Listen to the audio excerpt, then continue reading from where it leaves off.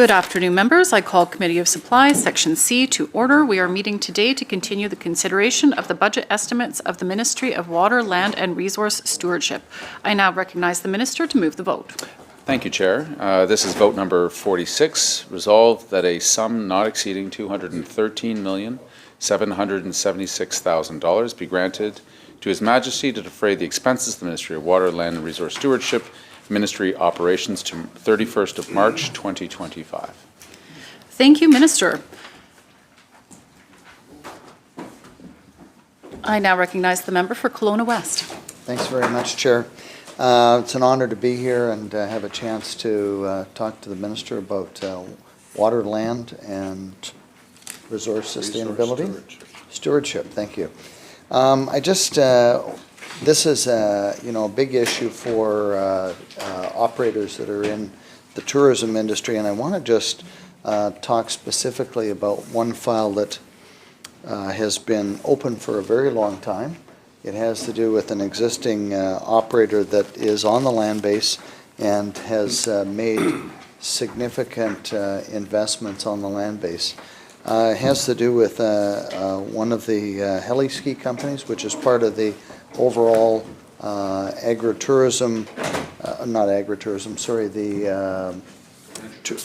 tourism. Thank you very much, Minister. Anyways, I've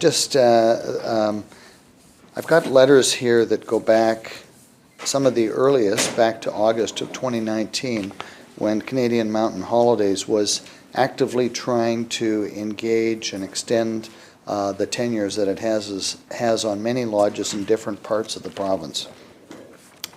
They've given a detailed description of communications that they've had with the province.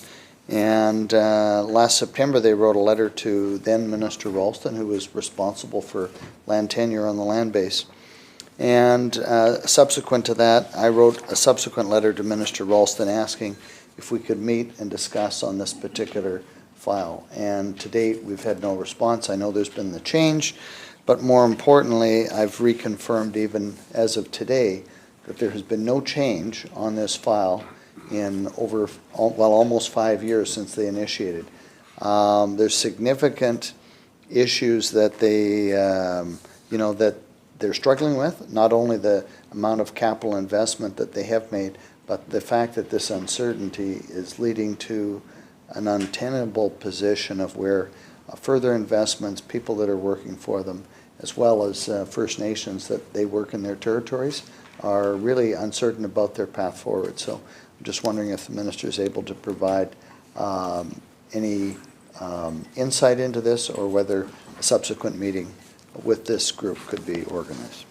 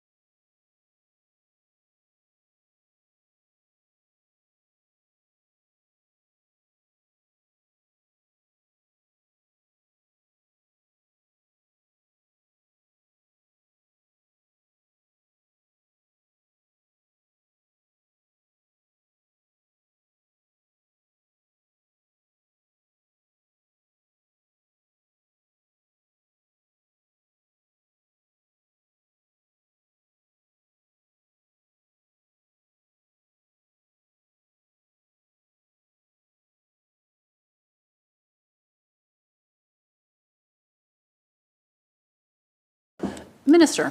Thank you very much. I think just recently I saw a note in my inbox asking for a meeting with executives from Canadian Mountain. I agreed to, so I think we're just arranging time right now, so this is a good and timely question. My senior staff have also just recently, I'd say within the last couple of months, met with executives from this business, but as well as others who operate in the adventure tourism field and specifically heli-skiing, with a commitment to continue to meet with executives at a roundtable from the Adventure Tourism Coalition, which is a group I've spent quite a bit of time with in the last little while, trying to give some more attention. I don't want to get overly specific with their tenures because I don't want to get any of the timelines wrong, but I broadly understand that there's 2 applications that are sitting with a desire from the company to look for a renewal on one and another application for another tenure. They're quite long, these backcountry tenures for heli-skiing, in terms of, well, they're quite large too, typically. And they also go for many years, in most cases, in some cases at least 30 years. I believe they're 13 years into their 30-year tenure application and are wanting to go through a renewal process now, even though the tenure doesn't run out for approximately 15, 17 years. And again, I don't want to be overly specific in case my numbers are off a little bit.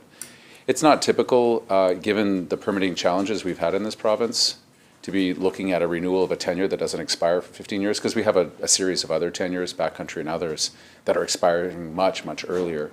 That being said, I think the unique nature of this business and the investments that my friend talked about, there is a case to be made to be looking at renewals sooner, even before the halfway point of a 30-year tenure coming due.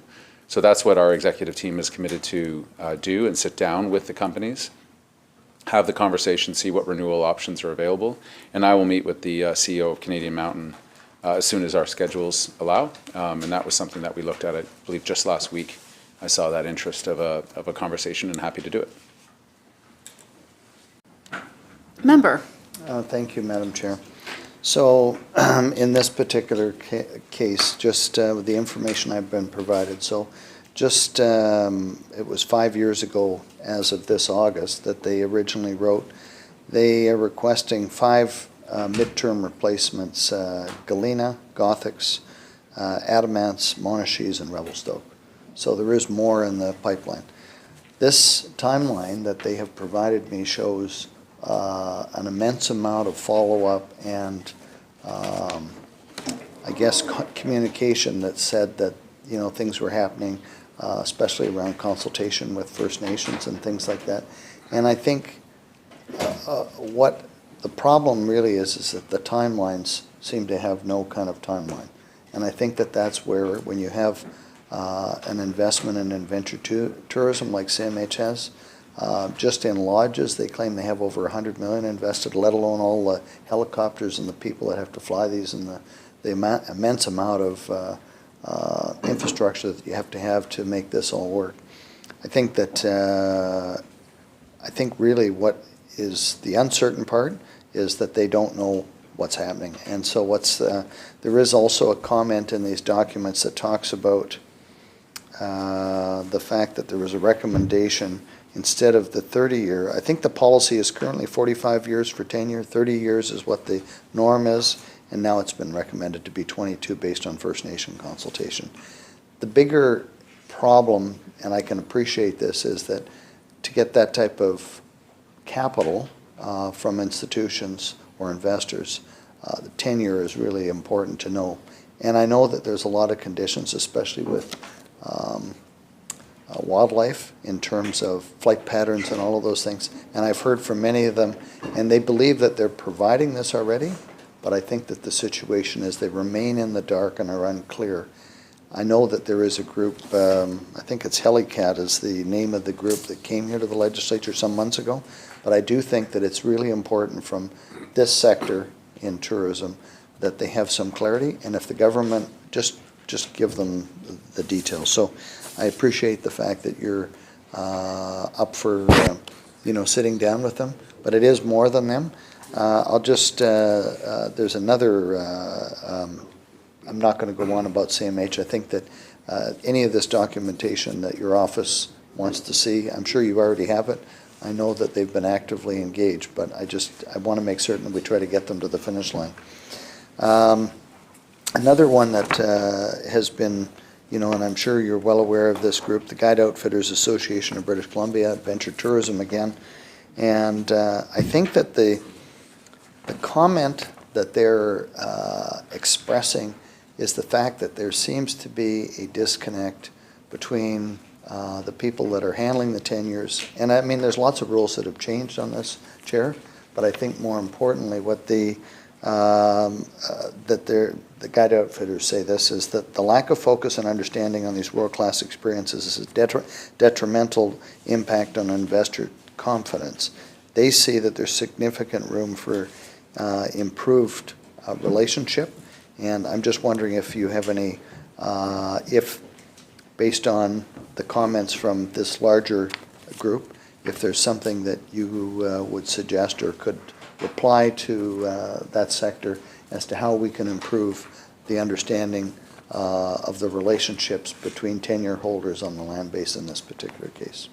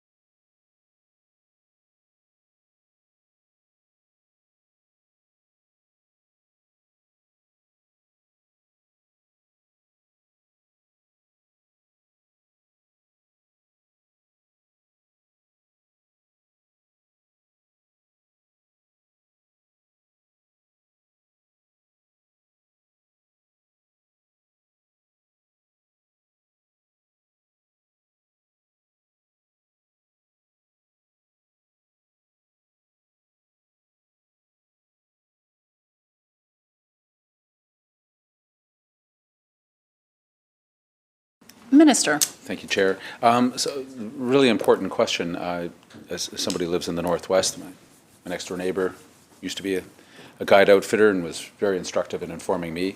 I've never paid for a hunting trip, so I don't have that experience, but just how important those businesses are in lots of different ways and what kinds of investments are actually required to run a successful guide outfitting operation. One of my close friends in Smithers, where I live, also runs a very good business and is, I think it's Nashville every year. Folks go down and book their trips, and the reports back are that BC is seen as just an exceptional place within the marketplace. Most most decent guide outfitters book out years in advance quite successfully, bring in a significant amount of revenue to the province as well, and also bring a number of people who don't live in BC to British Columbia, and I would say raise our profile as a place to visit and live, as has been evidenced by our population numbers. So a constantly improving relationship, but I think under the leadership of Scott Ellis and others, the relationship is getting better. We're having a strategic planning meeting with the broader adventure tourism sector at the end of this month to talk very much about the commercial aspect of adventure tourism, better understanding for us as a government what those investment cycles are like, how tenures play into that. We were talking a bit about that with heli-skiing before, but how it plays in on the guide outfitter side and others. We're also including in environment because of the Rex and Trail strategy that they have responsibility over. Doesn't impact the guide outfitters as much, but it does impact other commercial adventure tourism operators. And we very much want to have an all-of-government view on this to make sure that we're being very supportive of what is a very robust part of the BC economy and a very sustainable part of the BC economy. I know the Minister of Tourism was here earlier, and she's a huge supporter, as am I, because of the light footprint and the ability to, again, showcase BC oftentimes to people from around the world and allow them to enjoy the natural beauty that we have as much as we do. Thanks, Chair.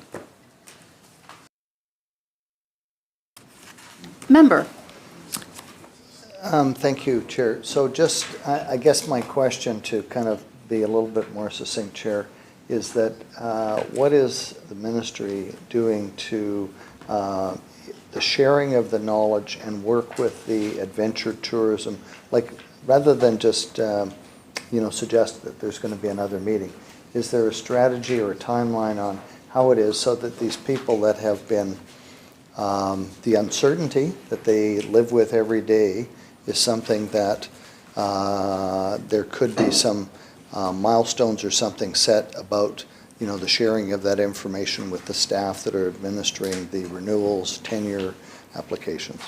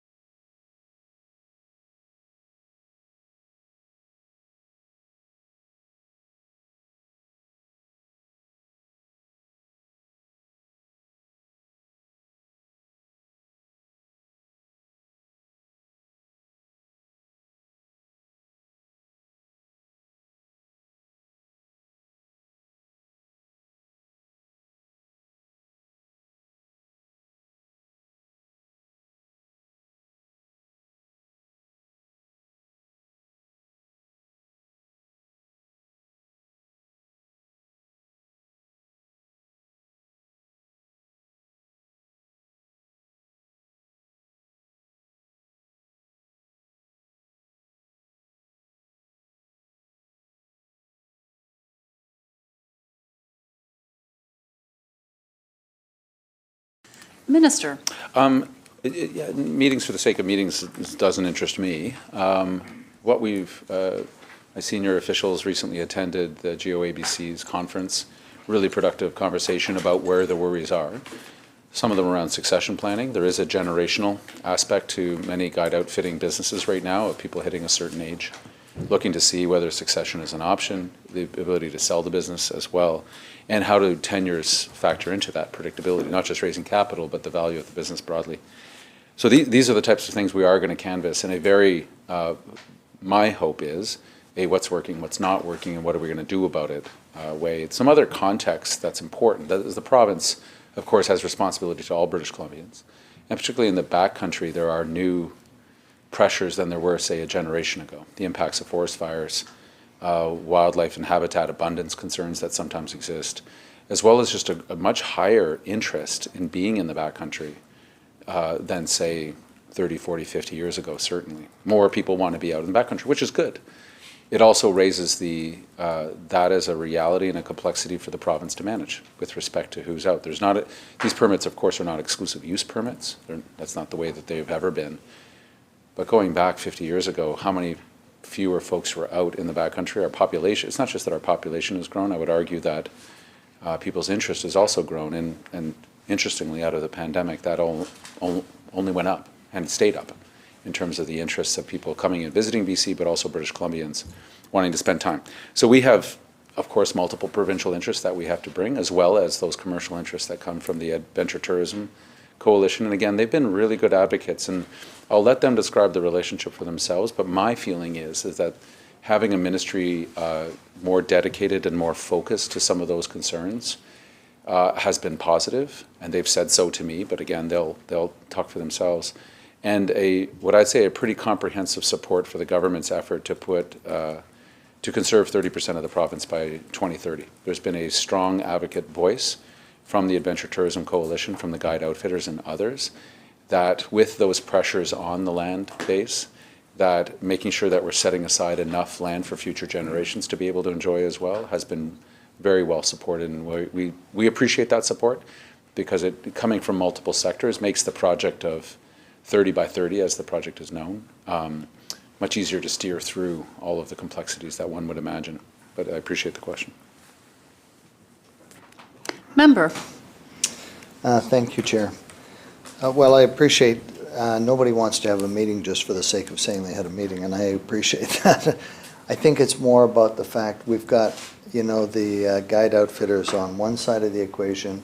Other people that are on the land base have significant concerns, exactly what you talked about, wildlife and et cetera. I think that they don't feel that they're being heard, or that there's a venue or a place for them to, kind of get their ideas into the mix. I'm not certain if all wildlife is under your ministry, sir, but certainly the BC Wildlife Federation is one of the many groups that is talking about how things could be improved. And I think it's difficult to satisfy everybody, but I think the appearance of having, listening and saying we can or can't do things is important.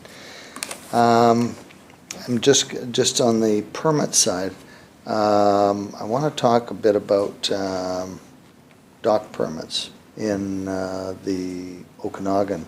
2017 was a flood year. There was a lot of issues with docks that were damaged, a lot of reconsideration by the ministry that was responsible, dock permitting through Front Counter BC and the people that had managed that.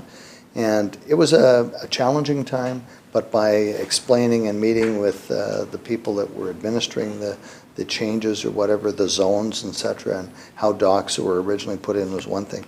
But what seems to have come out of that since 2019, there's a number of the Okanagan dock builders that there's two things that are happening. One is that there seems to be an inability to get docks permits processed, changes in terms of the way that the ministry is looking. There's very sophisticated, from the drawings that they've supplied to me, very sophisticated ways of the angle and where the docks are, and some are in now considered to be an encroachment. They were supposedly fine. I don't know that because I'm not looking at the individual applications, but that's what I've been told. So literally, in this particular case, the one that has been most active and is in my riding is called Shoreline. And they've been around for a long time. They're not, I think you might, well, you may not, but there was an abandoned kind of houseboat. No, it wasn't really a houseboat. It was a floating house is what it was. And we worked with the ministry to get this craft removed. It was a little bit of a wrinkle in terms of federal navigation and how it was able to be anchored off Bear Creek Provincial Park, which caused a number of problems. But it did lead to other questions about the changes. So this file that I have here just shows literally dozens of requests to alter docks, tear them out, change them. And I guess the problem, it seems to me, is that there clearly is a level of friction between the people that either constructed the docks or the people that are the property owners that want to have a dock and want to conform. And I know that some of them have gone ahead and followed the directions they've been given. But I think that more importantly, after reading some recent emails from just last month from some of the people, without maybe naming names, there is clearly a breakdown in terms of the communication, and I think it has escalated between this particular dock builder and the ministry staff that are assigned to that, and clearly the timelines, like I just was reading one in here from another company called Okanagan Dock Builders, and essentially they're saying that they're being told that new permits are at least 2 years, but they're finding that the permitting timelines are far longer than that.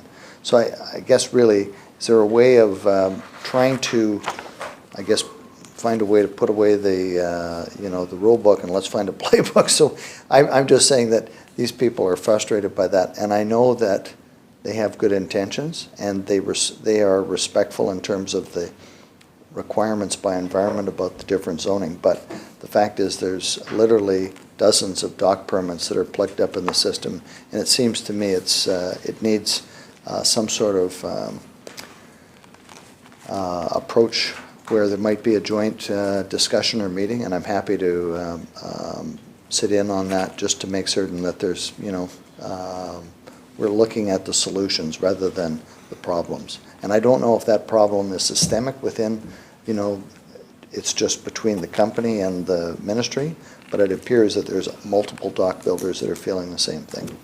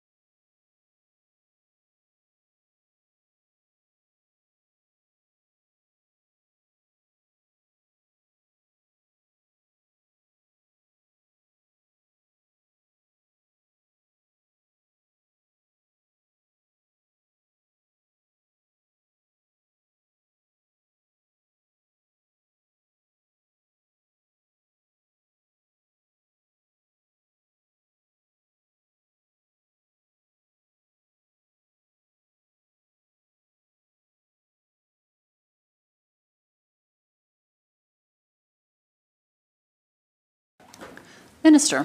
Thank you, Chair. So the Okanagan Lakes, the Large Lakes Foreshore Protocol, that's what is guiding issues around dock requirements.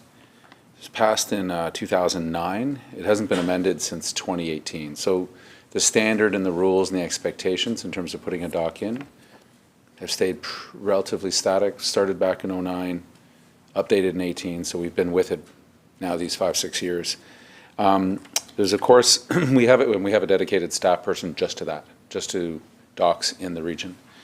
I don't want to speak too specifically, as my friend was also cautious as well. It sounds like we have our dedicated staff person, and Shoreline as well has had some certain amount of turnover, and establishing that relationship and having everybody understand what those standards are, the ones that started in 09, updated in 2018. We've seen that in other places where the corporate knowledge piece of it, of how to permit into whether it's mining or docks and other things, is really helpful when there is a continuity. I also want to contextualize this as a ministry, because when there have been floods, as my friend mentioned, when there are fires, when there has been drought, our permitters are dealing with all of those things, as well as the housing crisis, and ensure that we're permitting up sufficient housing, not just in this region, but right across the board. And it is, I hope, well understood within the public that when dealing with the fallout from a drought, when we're dealing with fallout from fire and floods, it's understandable that that's where our greatest attention goes, because those are in that emergent, urgent, usually connected to people's housing, core infrastructure, and that has put, for sure, an admitted strain on our resources and our ability to do all the permitting that we want to do. And I know my friend's not suggesting this, I don't think anyone in the public would ever say divert people away from permitting folks after a fire, or after a drought, or after a flood, or permitting out that infrastructure. But it is a stress upon ministry. There's no doubt about it. We have very dedicated and hardworking staff at the permitting level. Happy for early and specific conversations if there are things and specific impediments around the either 2009 or 2018 amendments to the guidance that the foreshore protocol that was established. Happy to have those conversations as well. And if there's a need to bring the proponent together with us at a senior level or at the local level, more than happy to do that too. We want those conversations earlier. We want to change or accept that culture of permitting where we're having early and frequent conversations about things. And if we have a major applicant, somebody who's constantly in because of the nature of their business, let's have good conversations about what the rules are and how they're being applied, and so that there's clear understanding, and so that we can diminish the backlog, which is always my interest. Thank you, Chair. Member. Thank you, Chair. That would be very helpful. I think that, as you mentioned, we learned a lot in 2017, as with other events, and I think that one of the things we did have after the 2017 event is we actually did have a group, the dedicated people, come down to the Okanagan. We met with the dock builders, and we opened up dialogue, and they got through this, and we stopped hearing about all the problems. But it seems like that they're now, I don't know what happened in 2018 with the amendments to the foreshore or Large Lakes Protocol, but anyways, I think that would be very constructive and helpful for them, and I look forward to. I think that based on reading the file, I'm not certain I could articulate the individual, the sticking points, if you want to call it that. I want to just pivot to one other permitting issue, and it really, during the wildfires last year, there was a large loss with the Diocese of the Anglican Church, the Kootenai Diocese, and they had a children's camp that generally operated for about 1,500 children per year. There's been a lot of work done on this particular site. It was built so long ago that there's probably no rules or permits required when it was built. But I think that the problem is they've been recently been Well, here's some of the commentary. It says, over the past few months, we've been overwhelmed with information such as archaeological concerns, which isn't a surprise, with the property and the restrictions at the regional district, which I'm sure are not imposed by the regional district, but just standard. I think that their main goal, and I think that they're very valued citizens within the community and beyond just the Okanagan. Their goal was to try to get something temporary set up, and they've got a 50-acre site. And they did lose part of their dock, but I'm not quite certain about the rebuild on that. This is an old, the paddle wheeler used to land there, and so it's a big dock. And anyways, I guess the real question that I just got asked today by this fellow that's been leading this has been that, the province said that there would be support getting the camp back up and running. The feds, the province, the regional district. And they feel like that I think that there has been just, not barriers, but, these changes. And they have a reasonably new building that didn't burn. It was built in 21, and they don't recollect having the same hoops that they're now having to run through. And the site, I've got a drawing of the, survey of the site and stuff like that. I'm sure there's considerable issues and stuff like that. They're looking for help to try to at least advance the temporary, and the gentleman's name is Ian Dixon. He's been fantastic, but I just wonder if the ministry might be able to reach out.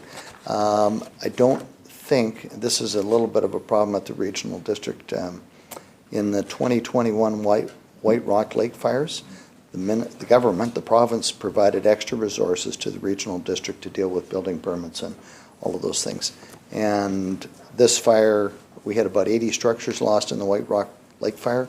The August one, as you probably know, most expensive in Canadian history, 350 structures. We got lots of problems there. This one would probably, stand out as being something that the community would really like to see resolved, and be nice to do that. So I'm wondering if the ministry has anybody on staff that might be able to look at the documentation and help them as a non-for-profit try to get back up and get restarted, because it's a huge rebuild.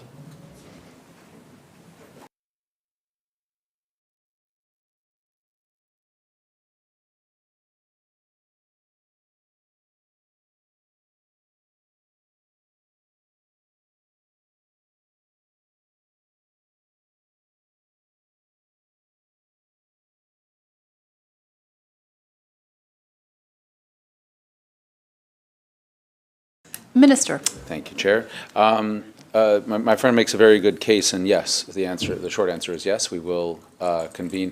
Walrus, the Ministry of Water, Land, Resource Stewardship is good at bringing in the different branches of government. So we'll reach out, I believe it was Mr. Dixon, my friend mentioned. We'll just get his correspondence from you or a connection, and then we'll be able to bring some folks together. In terms of the regional district as well, perhaps we'll reach to them and see what the specific impediments are, what resources are lacking. If it's our rules or their implementation of certain permits and codes, then we'll do what we can. But happy to help get some support for the Anglican camp, knowing what that could mean to the many kids and families that would, I'm sure, rely on it. Thank you. Thank you, Chair. Minister, I'll make certain I deliver a copy of this letter. This one's kind of busy with my highlights and stuff. I'll get you a clean copy, okay? Recognizing the member for Caribou, Joe Colton. Thank you very much, Chair. Chair, I want to take us back to, I guess it was Thursday last week that we were talking about the Fraser River. I want to revisit that topic a little bit. Some of the comments made between the minister and myself triggered a bunch more conversation over the weekend. And so perhaps, Chair, if we could just start with getting perhaps the ministry's assessment of what the situation is with respect to dredging on the Fraser River and Bedford Channel, all of those areas. So I'd like to just start there and get a little bit of clarity as to what the ministry sees there, whether it's a problem or not. Minister. Thank you, Chair. Just some clarification. Are we talking main channel, side channels? Because I know we had both canvassed, or all of the above. Yeah, thank you, Chair, and thank you, Minister. Thank you. We do sometimes get ahead of ourselves in this room. Thank you, Chair. I'm really trying to get a better understanding of the dredging of the entire, that sort of entire area, right? So we've talked about the company Sands Corp. I want to talk a little bit more about that today, Chair, if we could, but also get just a general sense of what the situation is, because I think generally speaking, people are pretty concerned. So I want to get an understanding of what the situation is, Chair.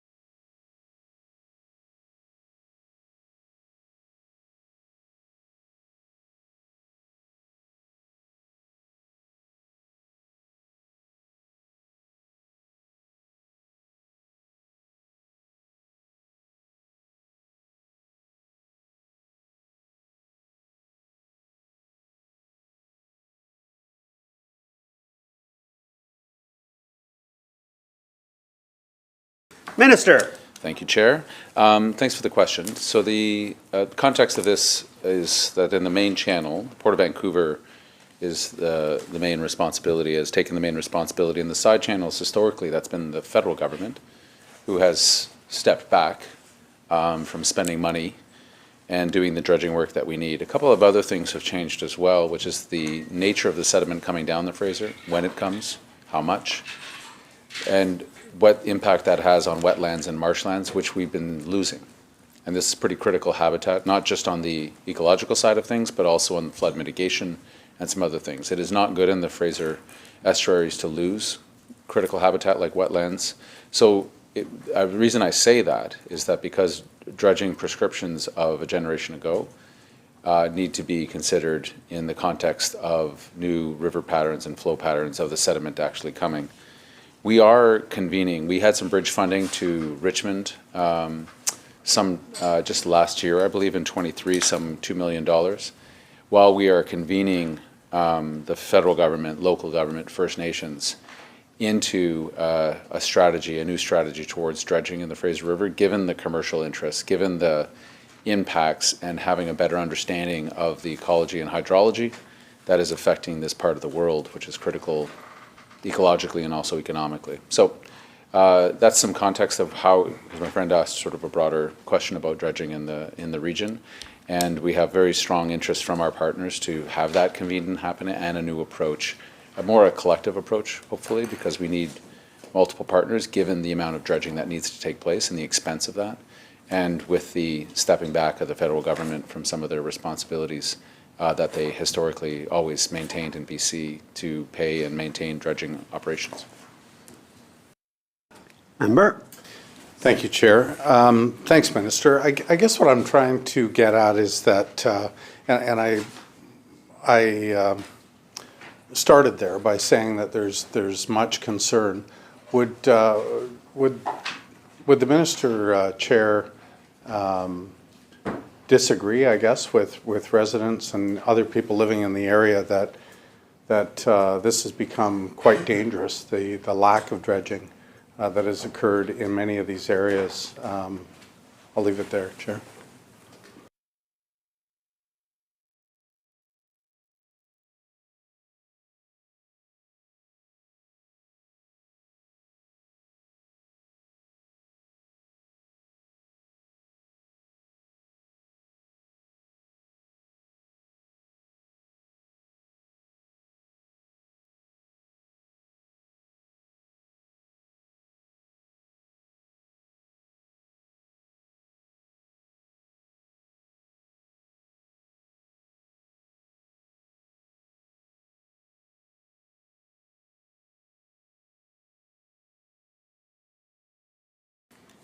Minister? Thank you, Chair. I think it would be fair to say that we've seen an increase in concerns that have been raised, hence our desire and our actions to start to bring more of the groups together. I mentioned local government, First Nations, the federal government as well, who bear some responsibility, and our ministry is a good convener for that conversation. So I can definitively say that there's been a higher volume of concerns raised with respect to the Fraser and the dredging that's required, and the scale of the operation, I think, is best suited by us convening all of those interested parties to make sure that not only are people seeing the need and understanding the collective facts as they are, but also the collective responsibilities, I would say, that we all bear as different orders of government in responding to this, and as well bringing some of those commercial interests to bear, because there is a great deal of commercial interest, as my friend knows, in the dredging operations proposed or otherwise on the Fraser. Member? Thank you, Chair. I'll try to maybe be a little more succinct. Because of our conversation last week, I had a number of people reach out throughout the weekend, including elected officials, but also kayaking and rowing clubs, et cetera, that have provided images to me that show, frankly, that there are spots on the river where there is no more river. It's that full of sediment, right? And so while I am curious in understanding better the situation with Sandscorp, but this is not just about that company. This is about just in general terms in that watershed, how things are changing there. And I've heard that, I think we talked a little bit about this last week, Chair, that there was an accident there where somebody had actually jumped into the river, didn't realize it was as shallow as it was. And so over the last couple of years, I've certainly provided letters from companies like C-SPAN, companies, including even actually the federal government as well, suggesting that that we have a very serious situation. But the words I heard this weekend were critical, that we have a developing dangerous situation that is in now critical status. So I'd like to get a better understanding if the ministry is in contact with sort of elected officials. The minister chair just mentioned the possibility for bringing people together. I'd just be shocked that we haven't been brought together, that it's arrived at this situation. So, as I said, the conversation we had has spurred these comments on this weekend. I'm wondering if I could just get a bit more understanding of what is transpiring there.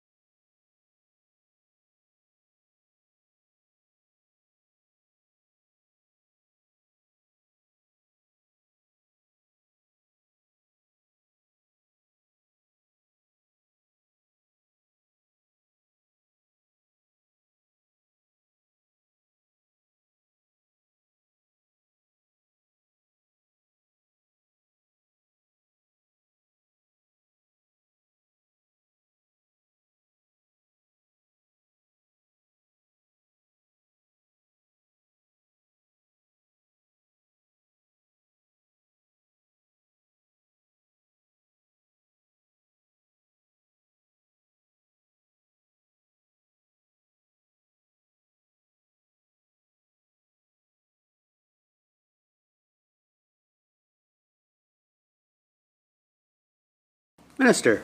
My friend was asking a specific question about risk ratings, just on the navigable waters. The federal government is the one who sets those risk ratings, along with, I believe, I'm not 100% on this, looking around if the minister happened to be in the room, but Ministry of Transportation may have a role in this at the provincial level. That's what we would feed into the collective work that we need to do on this.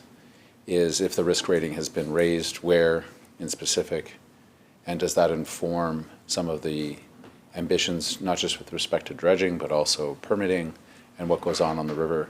Having a safe Fraser River is incredibly important to all of us. But in terms of that risk rating, we're double checking to see if that risk rating has been elevated in the last recent while. Not to my knowledge, but we're going to confirm that one way or the other. Member? Thank you, Chair.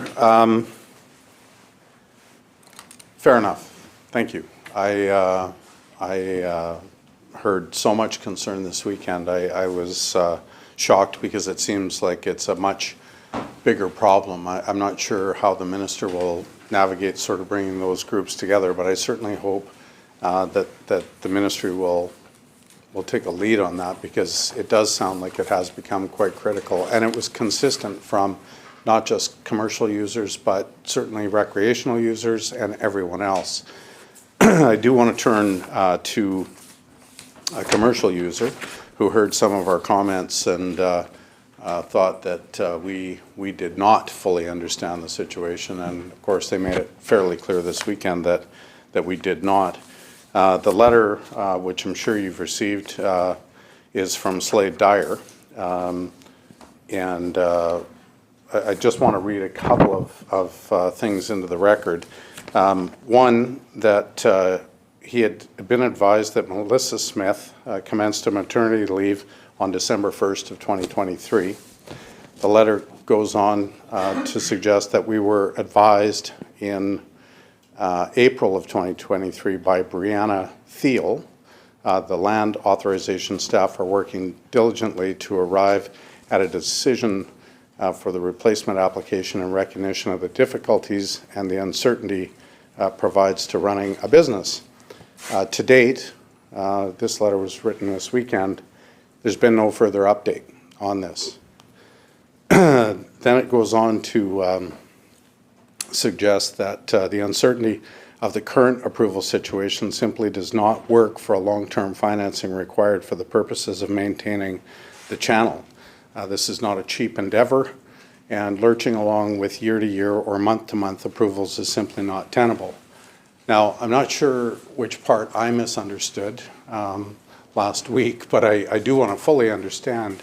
We did talk quite a bit about, and of course, Mr. Dyer is representing Sandscorp, who we spoke about last week, who's been doing this work for a long time.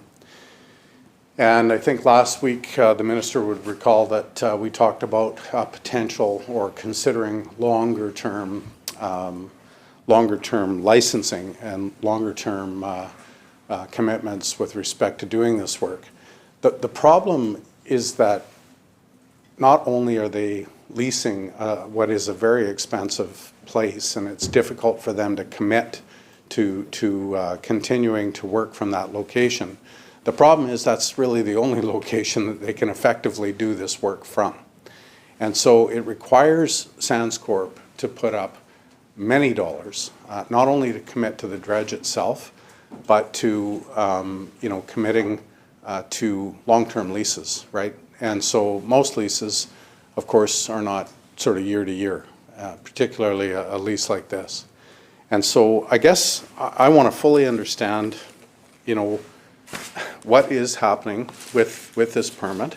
The suggestion that this has been going on for a year, they don't really have clarity. Yes, they completed a dredge last year, but they don't have a lot of clarity going forward. And so I guess I want to understand where they sit as of now, and if the minister actually received this letter and has had an opportunity to consume it.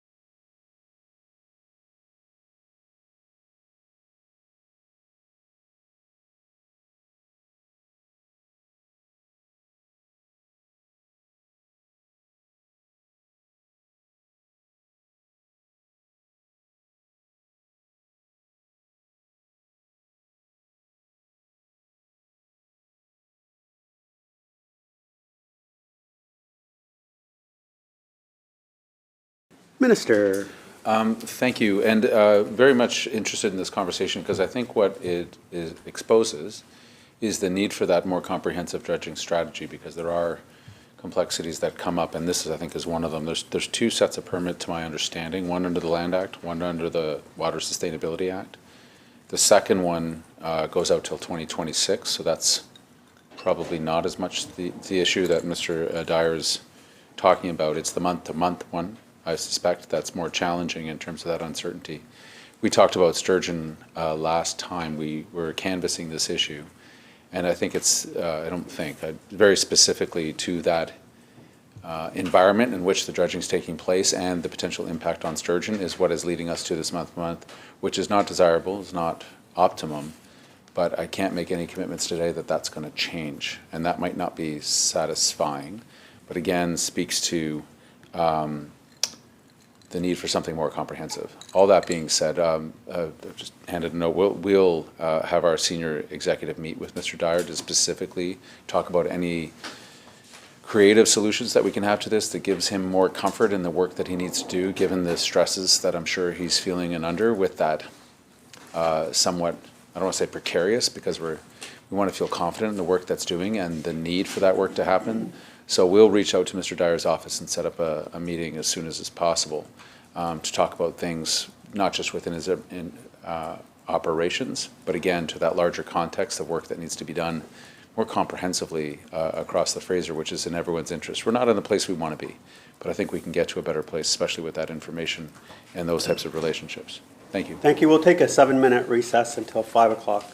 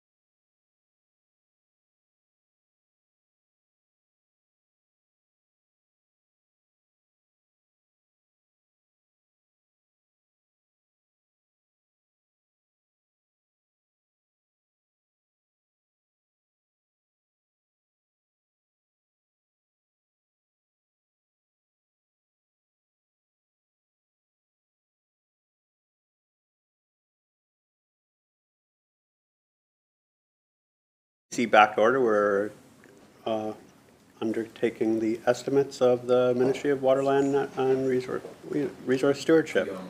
Water, Land and Resource Stewardship. Thank you. Member for Caribou Chilcotin. Thank you, Chair.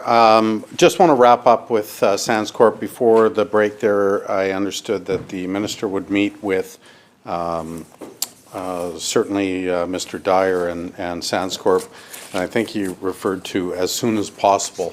I don't know what that looks like, but I am advocating for as soon as possible. I hope that the minister might consider, I know I have been a part of a couple of briefings before. I would sure like to be invited to that meeting if it is appropriate. I just want to, I guess, Chair, if I could just make one last pitch for the seriousness of this situation, because as I said this weekend, I couldn't believe how many calls I got after our conversation last week, and images, et cetera, that I'm happy to share with the minister. But it does seem like it is quite dire. That does sound like there has been an accident there. And I do know that while I've advocated, obviously, for the commerce that can be created, but there is also a genuine cost to doing this work that needs to be done, frankly, from not only businesses on the channel, but certainly recreational users, and even the federal government has said that this work does need to be done. I did want to pick up, though, on one of the comments that the minister referred to losing wetlands.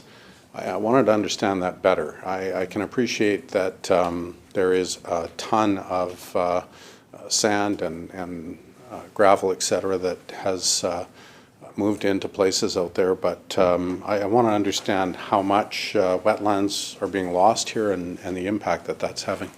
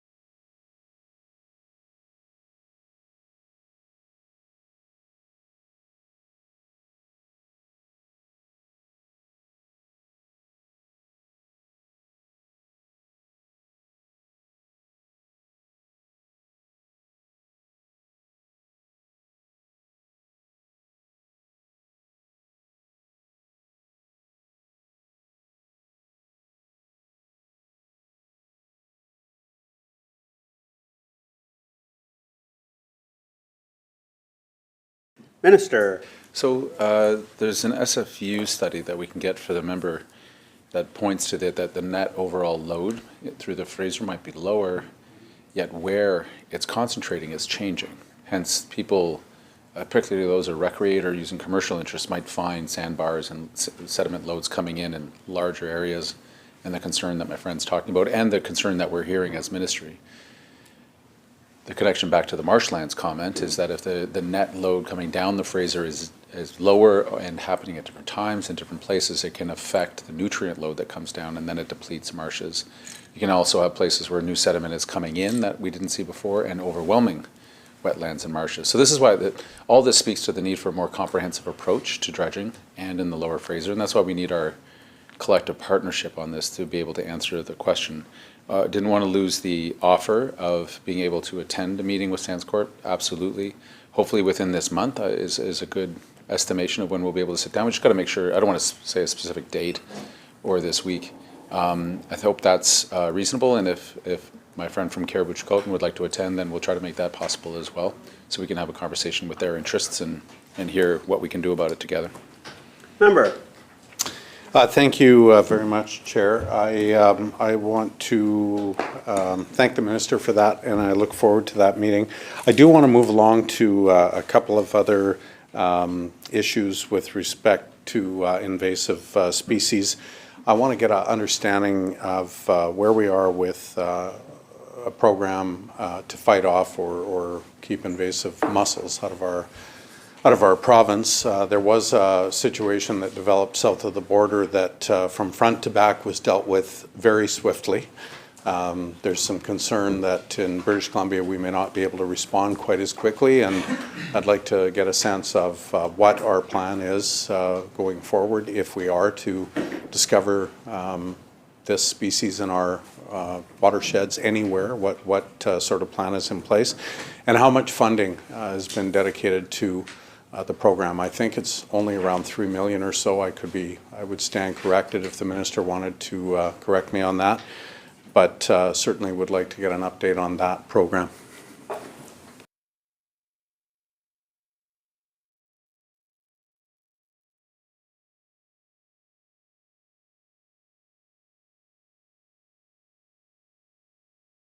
Minister. Just a point of clarification with my friend. I don't think he named the species necessarily, but I don't want to assume, is it quagga mussels that we're talking about in terms of invasive species? Member. Zebra.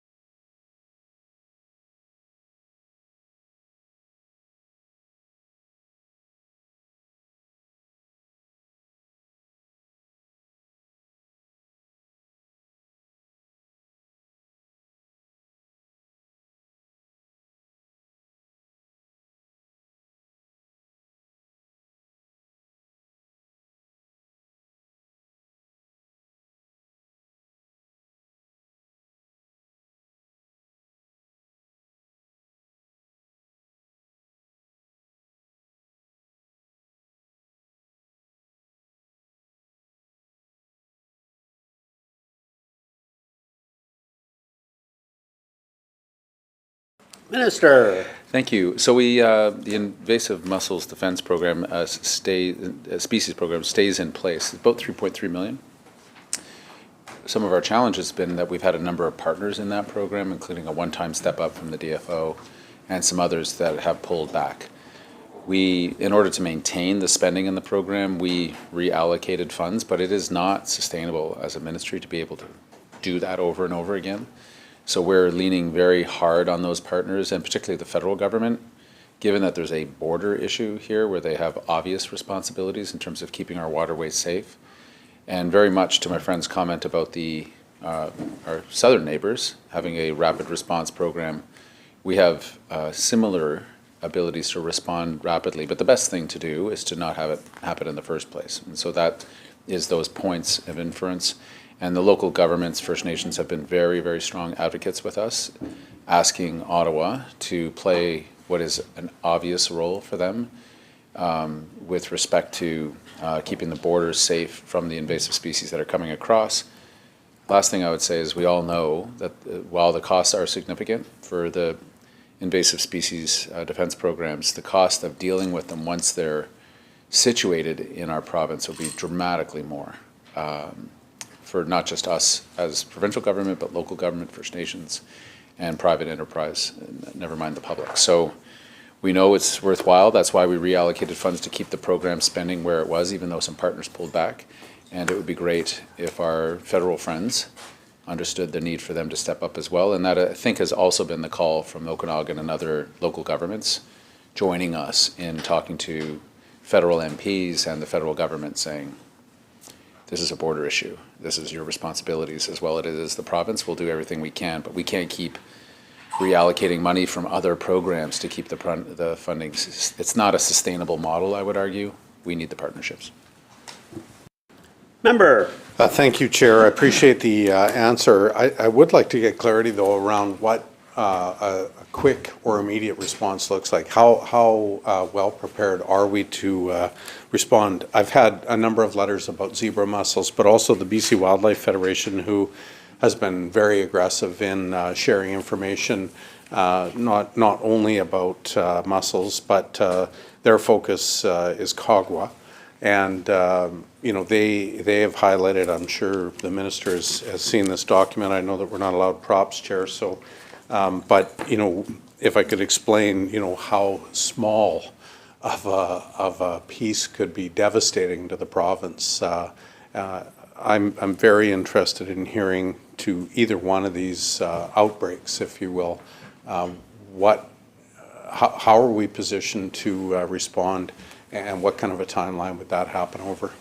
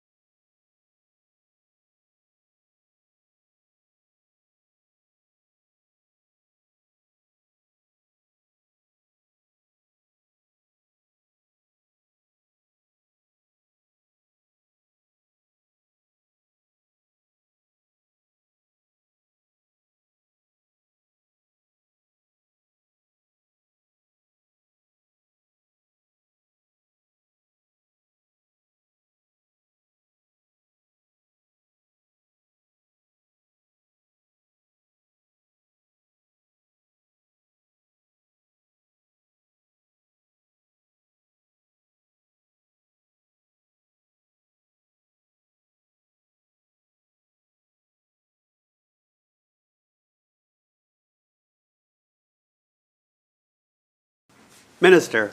So the key in all of this is prevention. As I talked about before, it's much more affordable of a way to do things, because once an invasive species like zebra or quagga mussels gets established, it can be hugely expensive and detrimental. I believe it was Idaho that had the outbreak earlier. We sent ministry staff down to observe their treatment program. They came in very early and aggressively. I believe it was a chemical treatment. And we're still assessing how effective that was in terms of the impacts on the invasive species. But I also want to have a better understanding of what the impact is broadly across the ecosystem when you do a chemical treatment like this to mitigate this. So learning from them is going to be really important. We don't want to get there, obviously, hence wanting to have the defense program fully funded, our partners stepping in, stepping up to previous historic levels so that we can spend the money with our conservation officers and other programs that my friend knows, and looking at any administrative or policy changes that we can contemplate as well to make sure that things stay safe. The experience from, I believe, Manitoba is not particularly encouraging, that once established, it is all mitigative at that point. Eradication is very difficult. These mussels are able to embed themselves, it seems. I'm not going to claim expertise in this, but what our understanding is. And I would agree with my friend, BC Wildlife and others have been excellent champions in demanding more, as they should, because that is representative of their membership, and I would say the broader public interest. That it's just not something on the mind of most British Columbians every day, but it ought to be, and it ought to be certainly on the minds of those that we allow into the province from places that have had outbreaks before. So this is not just south of the border, obviously, it's also from Western Canada, coming across the mountains and into BC to enjoy our waters. It won't be very enjoyable if what that participation is degrading or damaging our waterways. Member. Thank you very much, Chair. I'll maybe move on from there. I still didn't hear how well positioned we are to react quickly. Maybe just one quick question on that, Chair, if I could. I think the treatment there was pretty significant. It's my understanding, and I appreciate that we're going to learn from that example, which I'm glad to hear. Invasive species, of course, the minister would know, it's unbelievable how much damage any one of these species can do. I can certainly even draw the attention to the Beaver Lake chain in Caribou-Chilcotin, where somebody has transplanted bass into that watershed, right? So it's become quite a problem. Is the minister able to give me any suggestion whether or not he's in favor of those types of chemical treatments?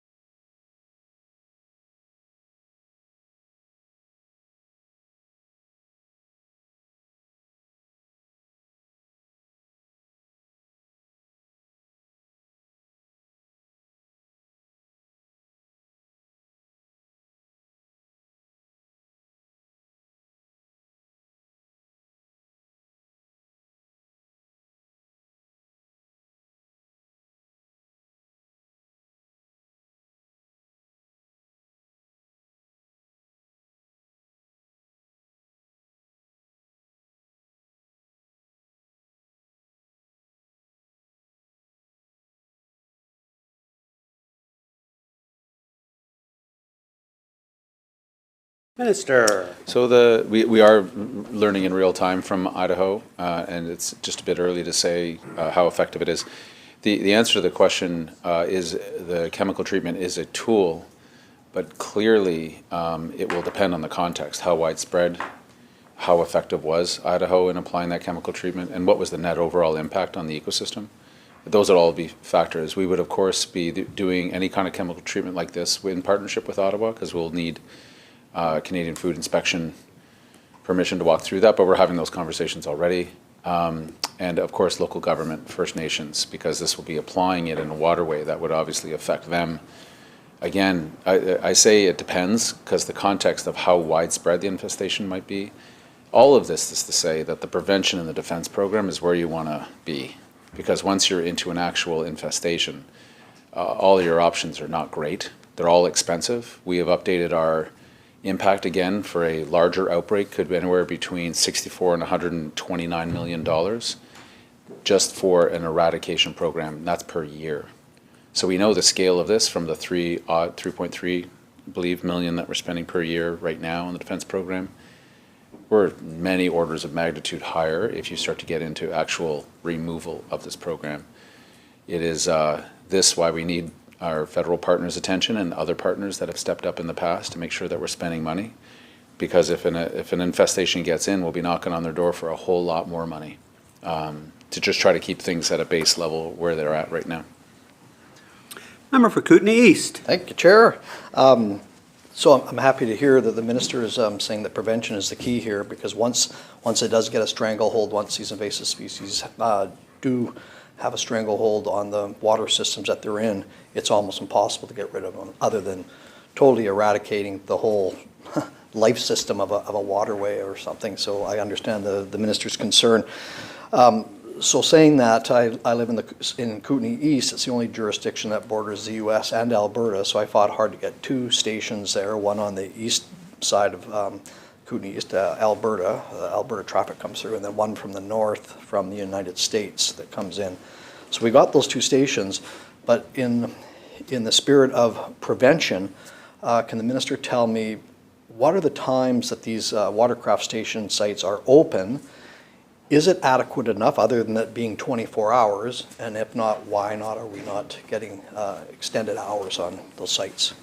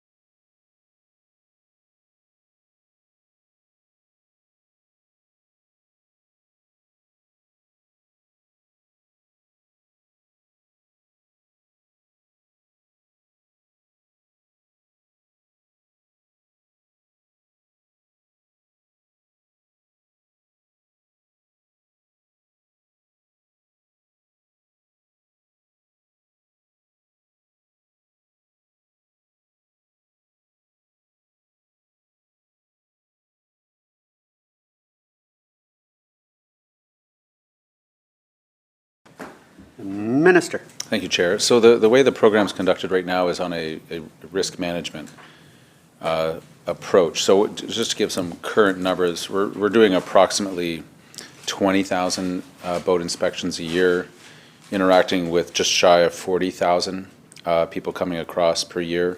In the last year, there were, out of that 20,000, there were 14 mussel affected boats. They might even, in most cases, be dead, but they're still being determined. So it does give us the sense of the scale of what's coming in terms of percentage. And I know BC Wild and others have called for all borders all the time, 24/7.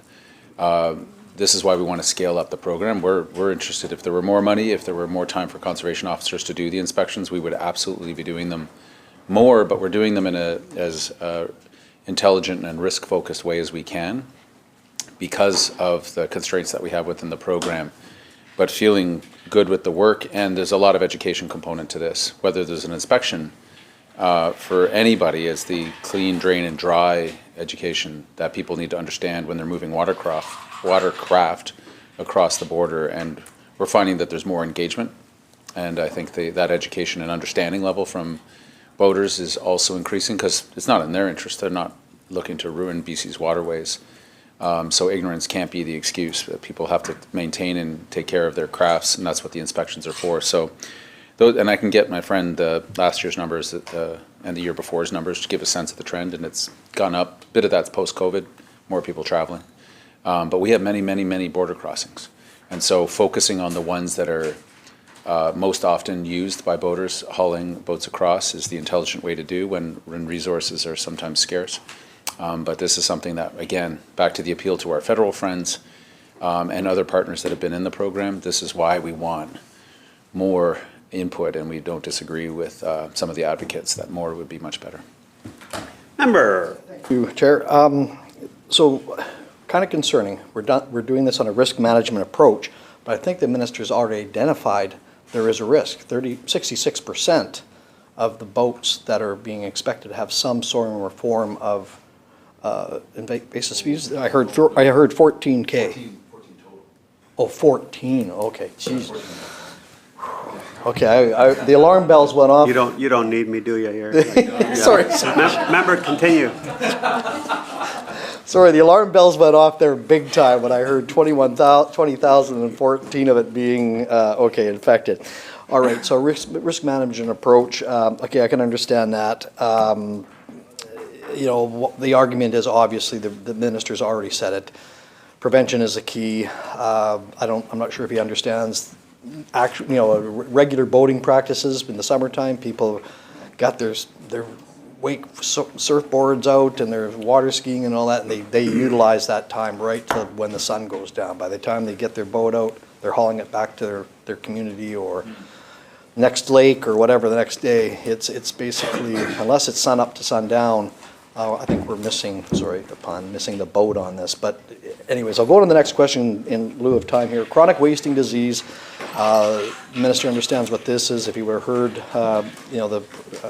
the speech in the House today that I gave, it's huge. It's been prevalent now in southeast corner of the province. And I have spoken to the Ag Minister on this because there is a coordination right now with Walrus, the Ministry of Agriculture, on an inspection site, a testing facility in Abbotsford. I'd rather see it in Kootenay East. I believe there are some mobile testing units that can be remotely moved. I'd like to see that happen. The turnaround time is 2 to 3 weeks. That is key to keeping this all in check.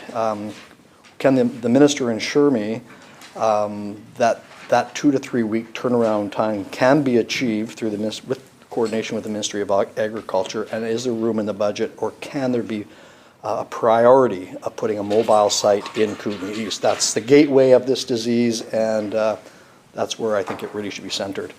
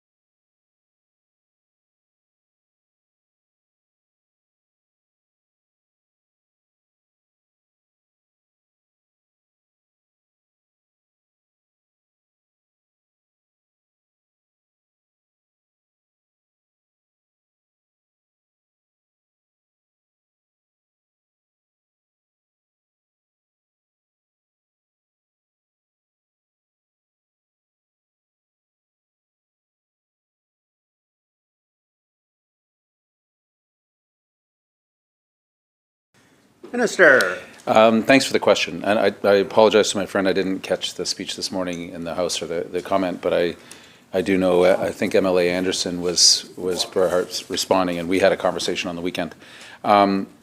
Very worrisome, of course. So to the mobile unit question, we wouldn't hesitate on deploying that if need be. We're monitoring very closely.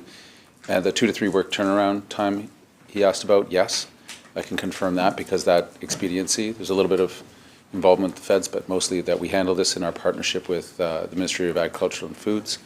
So concerned, vigilance, very much is the order of the day when it comes to this because, again, similar to the conversation we just had about other invasive species, this spreading through BC could be devastating to our wild populations and all sorts of conservation concerns that we have. So get to learn about new things every day. Didn't know a lot about chronic wasting 6 months ago. Now I know a little bit more, but thankfully we have people who know a lot.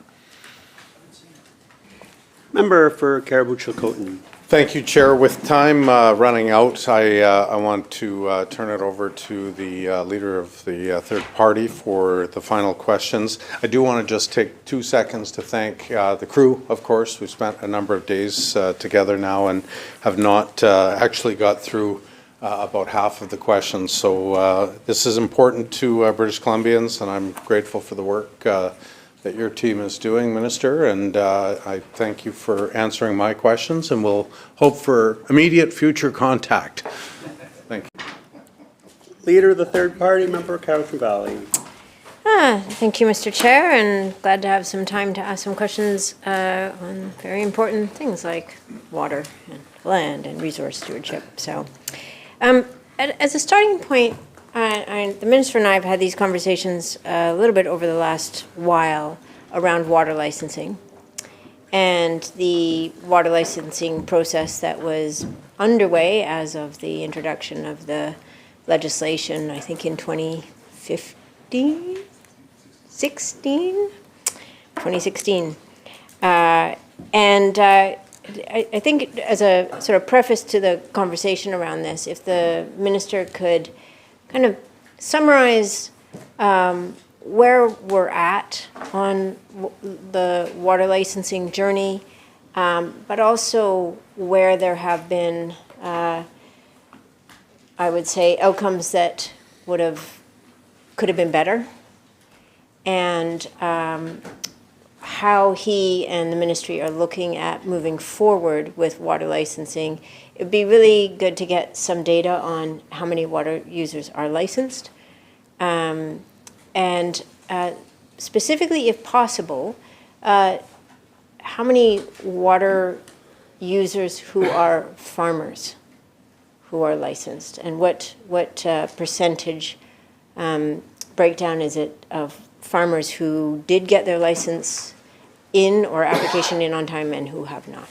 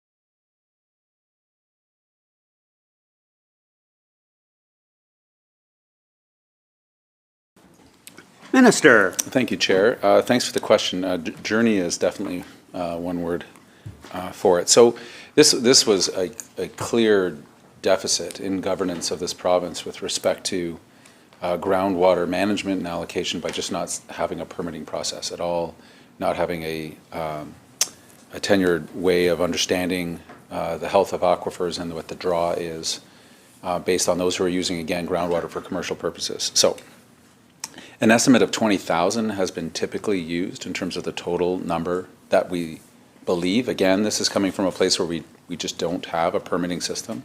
20,000 has been generally the accepted number, but it's been used for years. I won't lay any great claim to that accuracy, but let's take that as a rough estimate at least. Of that, 7,711 so far have applied. So we get in the 44% range. I don't have a breakdown on hand of what percentage of those are farmers are using it for agricultural purposes, but give us some time and we could probably get back to the member. There have been those extensions. There's been 6 years of extensions when the first limit came in. Have we learned a lot in terms of the process? I would say very much so. The ease of application and the understanding from water users why we need to register in terms of that management.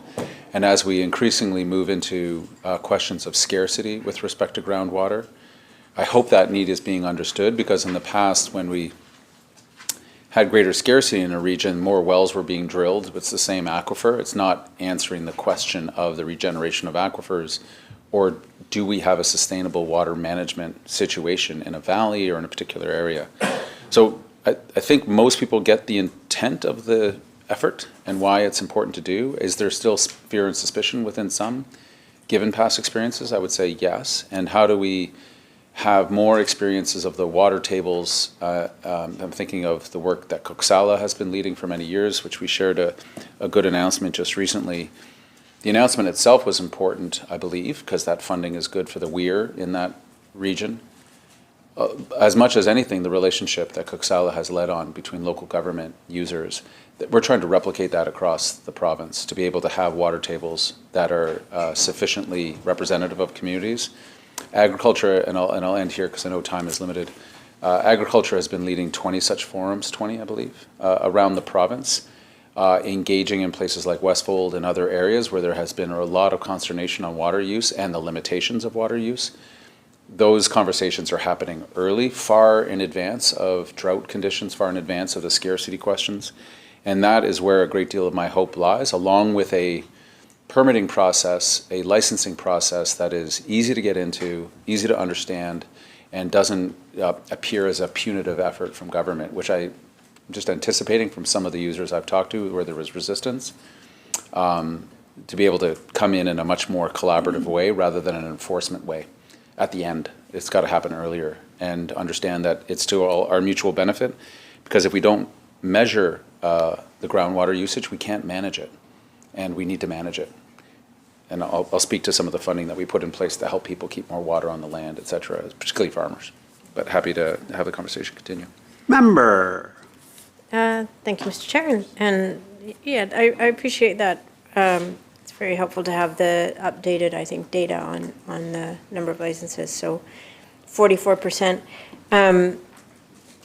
And I appreciate the minister really recognizing the deficits, which I have been raising in these budget estimate forums for many years. Not unlike my colleague feeling how he felt about chronic wasting disease. It's good to look at the horizon.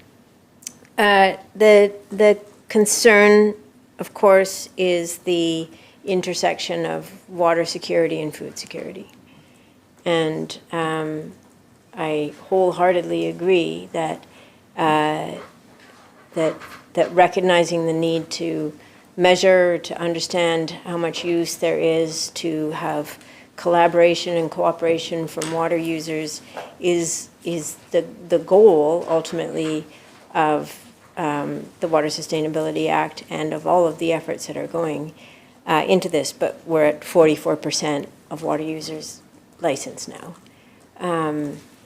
And for a lot of farmers, especially I think smaller scale farmers, who tend to be producing a lot of food in ways that are mindful of water use, because that's what they've been doing for a long time.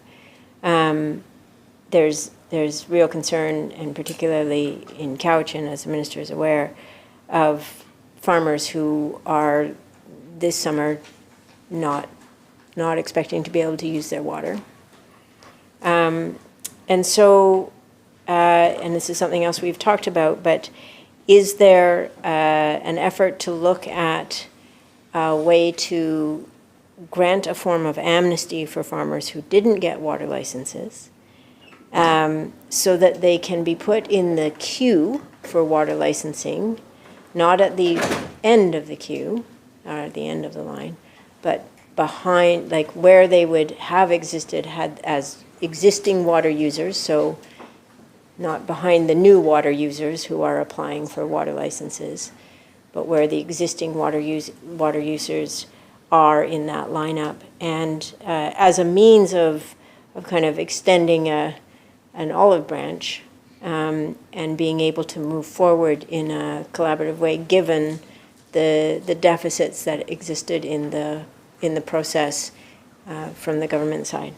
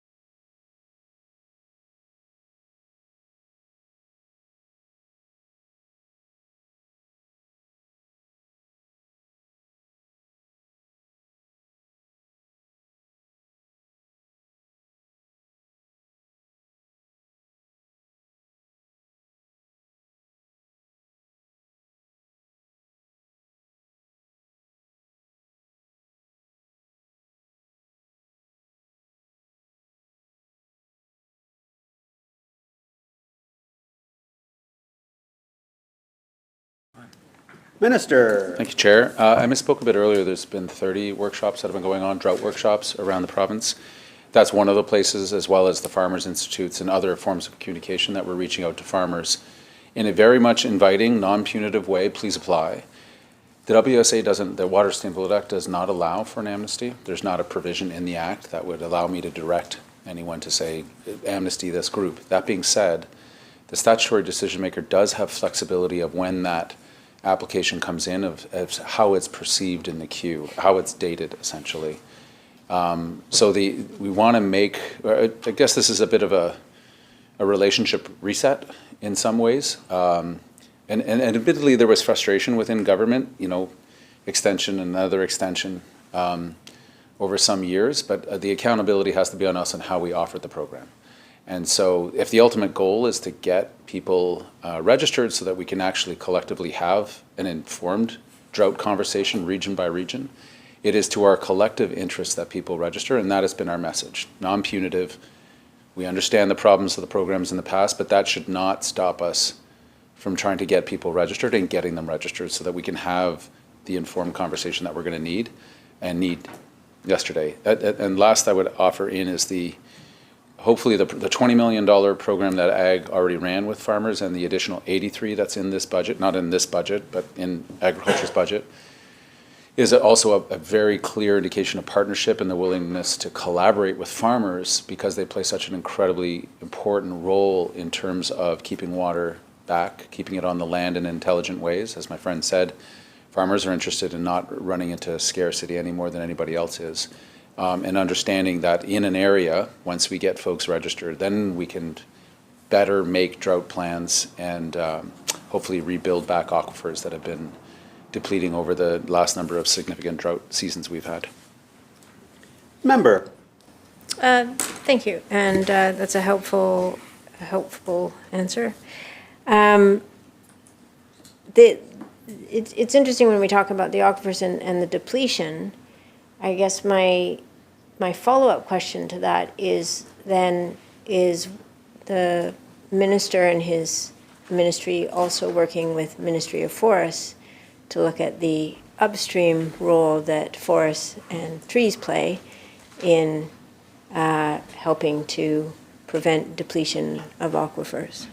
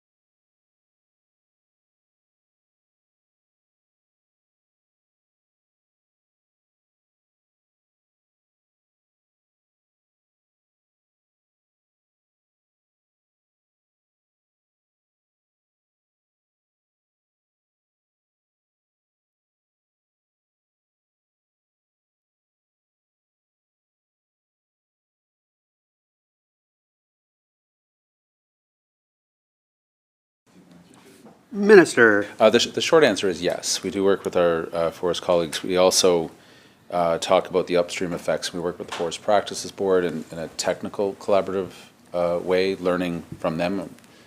I think an excellent institution, just in terms of research and accountability, as well as the great hope that I have. This ministry was built to enable better and increasing the use of modernized land use planning as a way to comprehensively look at the landscape for things like forest cover,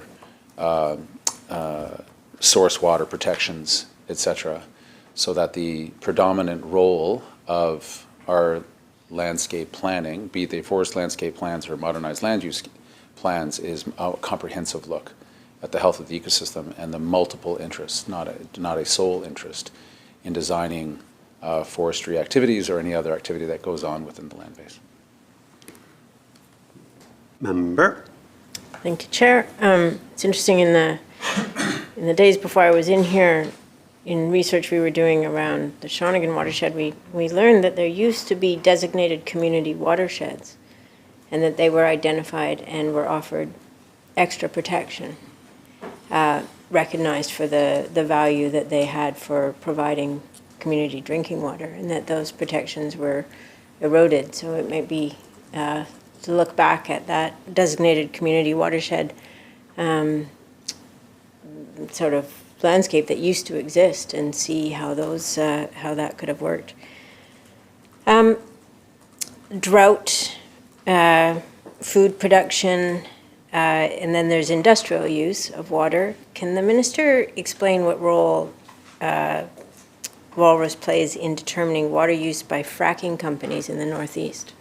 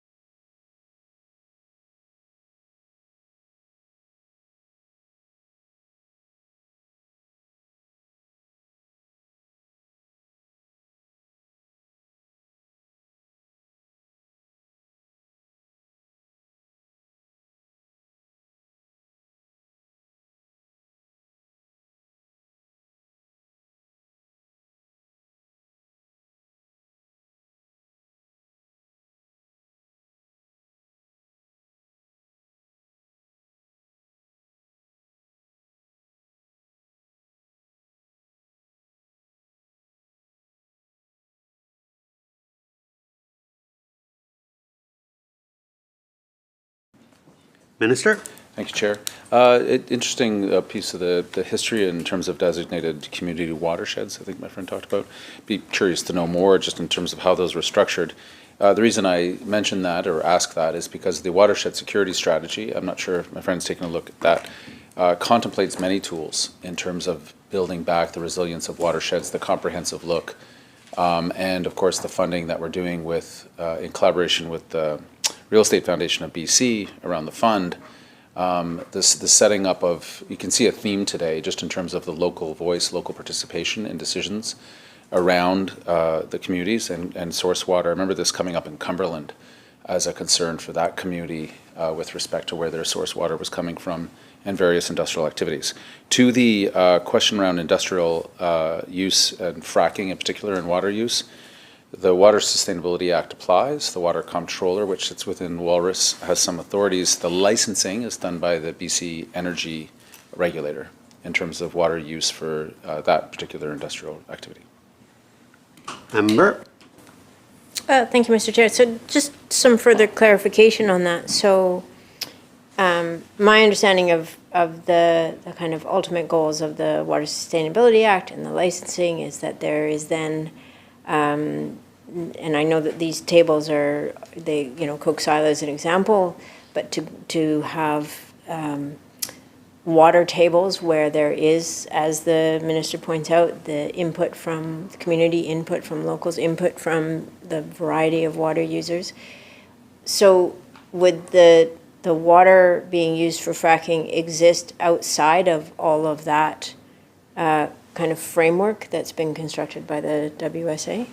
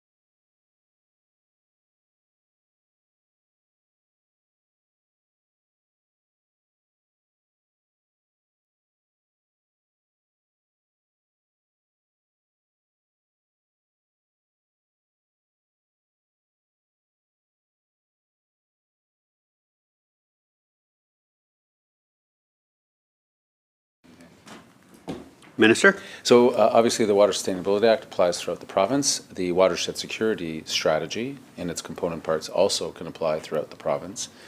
For an example, in the Northeast, there's delegated authorities to the BCER just in terms of those water licenses. We are in, I don't want to mischaracterize it, but good conversations with Fort Nelson First Nation in setting up a water plan with them, and we, as along with BCER, sit at that table with them. So that's taking place under the auspices of the Watershed Security Strategy, which is good. And it starts to envision, I don't want to say the Cook-Salem model for everywhere, because it's not going to be for everywhere. We want to make them crafted independently to the place that they're site-specific, because obviously the energy regulator wouldn't have anything to do with Cowichan Valley, but in the Northeast, they play a significant role So them participating in a water plan between government and First Nation and the local community is positive. To some note, BCER did do water restrictions last year, commercial water restrictions on oil and gas companies, and have preemptively, I think they either issued the restrictions or given notice that restrictions are coming this year already. Because the Northeast region has been experiencing prolonged and significant drought. So that is actions that BCR has taken under the Water Sustainability Act. Member? Thank you. And if I could just get figures, so part of licensing means monitoring volume used, and there is a cost for the water. My understanding is that, say, the cost that a licensed user under WSA would be paying for water is different from the cost that is used for fracking. If the minister can confirm that, and what is the difference in cost for water between the two?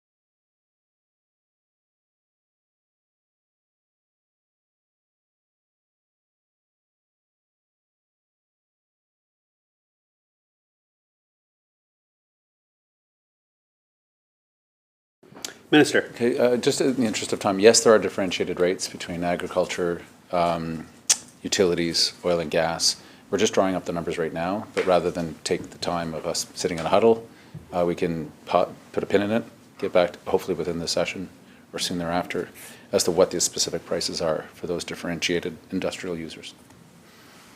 Member? Thank you, Chair. Okay, I'll move on to biodiversity and ecosystem health framework and some questions around that. So what we've heard from ministry staff currently work on biodiversity ecosystem health framework is focused on over 7,000 submissions from the engagement process. The gradual rollout of this plan, unfortunately, opens the door for business as usual while we are in the sixth mass extinction in the world, losing biodiversity at a pretty alarming rate.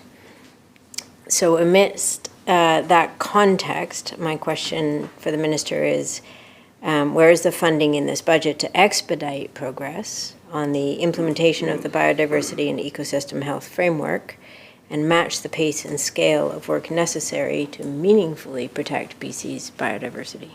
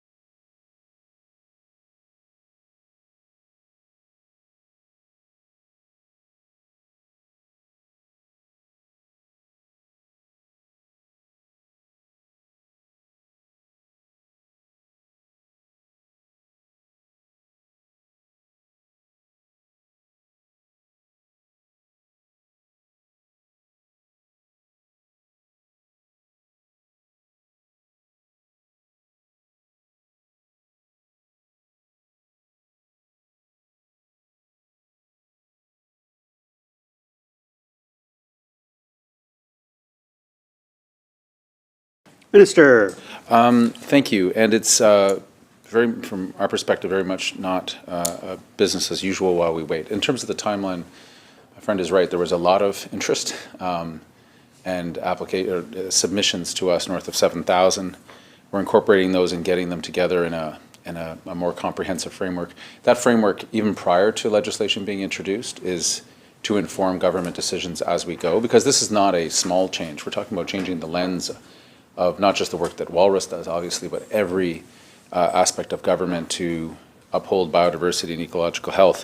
The work that's happening right now in real time, I would point to areas like Gitnyao. I'd point to areas like Haida Gwaii in particular, as to the changing environment of decision making. I would also say that the taking out of the unduly clause from legislation in terms of an overarching and overriding aspect of land use planning and decision making was clearly important, as well as the approximately 19 modernized land use tables that we've stood up as government are the places where we're actually able to begin to implement ecosystem health and biodiversity, and once the framework is public, able to actually start to inform our decisions. Last thing I'd say is that our commitment is to co-develop the legislation. That means we have to move at the pace and speed of capacity of both sides of that table with respect to First Nations. We've got a lot of co-development going on, as my friend knows. There was no and is no way to introduce that co-developed process respectfully within this term, given the timing of the framework advice that came in from the public. In terms of funding, the near $1 billion that was raised, much of it from the province, some of it from the private sector, and a significant portion from federal partners, is the type of funding sources that we are looking to draw upon for the work that needs to be done. The biology, the research, the Guardian programs. Conservation is not free, and biodiversity health and ecosystem health are connected to our ability to stand up a lot of these programs. So on some of that, we have the guidance from the tables, and I could walk through some aspects of that nature agreement that are ready to start to take, soon to be ready to start to take applications in, start to do the work. And again, under what is anticipated is a much more holistic view of how we talk about conservation, Indigenous-led conservation, and the ecosystem health being the primary and ultimate goal of what it is that we're doing under the eventual framework that we would see in the next iteration of legislature bringing into law. Member? Thank you. And just to leaning into part of that answer, the co-developing the legislation, which I applaud and I think is the right way, is the funding that's being provided to First Nations and Indigenous groups that are involved in that co-development, so that the co-development is fair.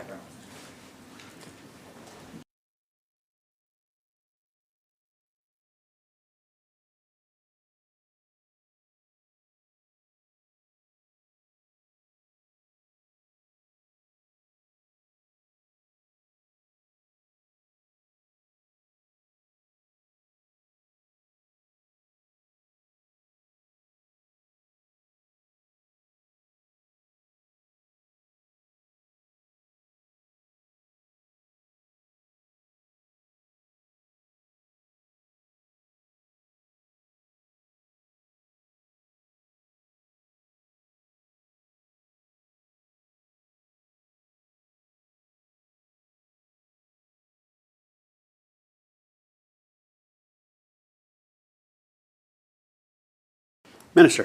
Thanks, Chair. Yes, we have capacity funding both for the overarching groups, I'm thinking First Nations Leadership Council, and there's some others, so the First Nations Forestry Council, to set up capacity to be able to participate fully, as well as capacity on our side. I wanted to get back to the water pricing because my friend asked about that earlier. These were set by regulation in 2015. The fracking water rate is $2.25 per 1,000 cubic meters. The agricultural irrigation rate is set at 85 cents per 1,000 cubic meters. And we're just checking on hydro in terms of what we charge for hydroelectric, and I'll get that answer as soon as I can. Okay, just noting the time, there'll be time for another question, so go ahead. Member. Right. Thank you, Mr. Chair. And just, I've just done our low calculation, so we are meant to have 1 hour, and we have so far used 38 minutes of that hour. So looking forward to coming back tomorrow and finishing our hour of time. And I'll just end with one question. The minister's talked about the Watershed Security Fund quite a bit, but we were underwhelmed to see no additional funding for that in this budget. Can the minister speak to that?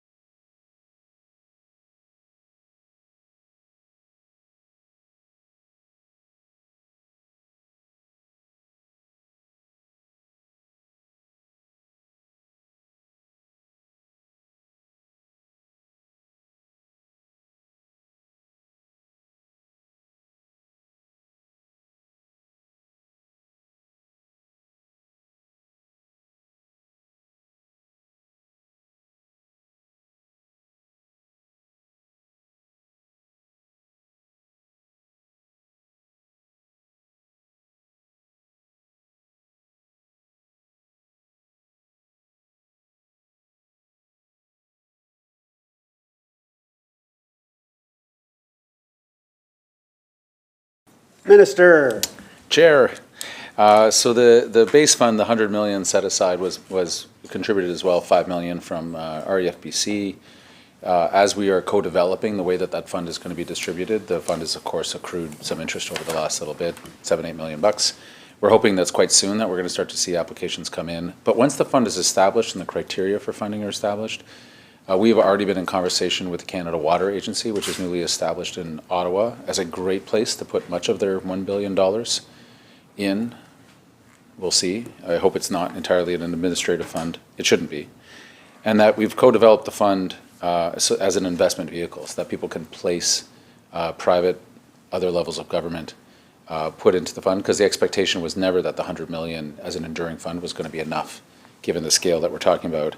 This is in addition to some of the budgetary things that happened this year, $80 additional million for farmers, we talked a bit about before, 14 million the Couch and Weir we talked about before, and $50 million pilot project for municipalities and water metering, getting back to the measuring question, because local governments have told us they don't have the capacity to stand up water metering. So we continue with those investments, but it was always imagined that the Watershed Security Fund was a start, that that was never going to be the cap, and making sure that this Canada Water Agency is sufficiently aware of the advanced work we're doing here in BC, which is ahead of all the other provinces. Chair, noting the time, I move the committee rise and report progress and ask leave to sit again. Members, you heard the motion. All those in favor, say aye. Aye. All those opposed, motion carries. This committee stands somehow.